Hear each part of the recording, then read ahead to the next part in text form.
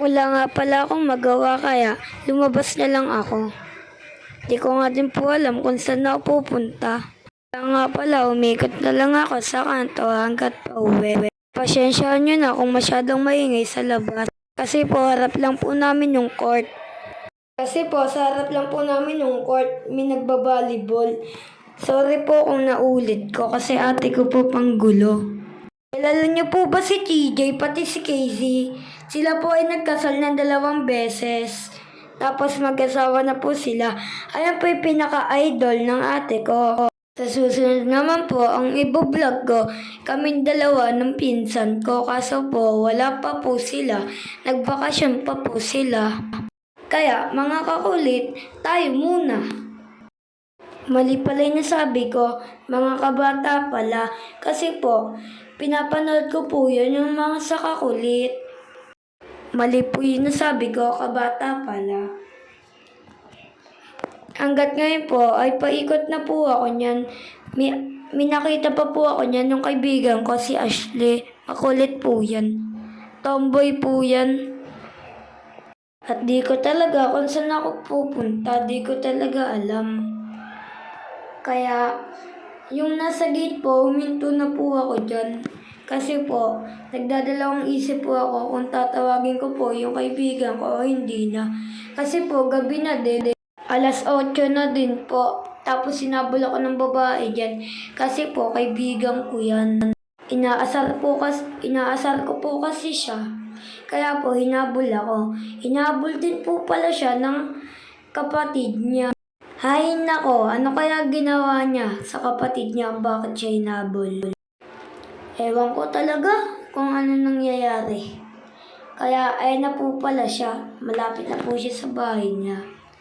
Tapos ako pa po, pauwi na po ako niyan. Tapos nakasalubong ko pa po yung kaibigan ko. Kaya po, sinamahan ko na siya. Sabi ko nga po, babatukan ko siya. Kaso, natakot po ako kasi may 2 bote po. Baka po pukpukin ako sa ulo. Kaya po, sinamahan ko na siya sa tindahan at bumili na. Ang binili niya nga po ay Sprite. Nakalimutan ko pa po.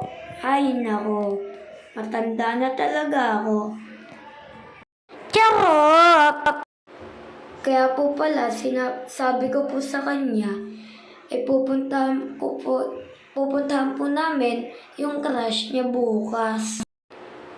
Kaya, geng-geng muna tayo. Sabi ko po dun, geng-geng niyang guys.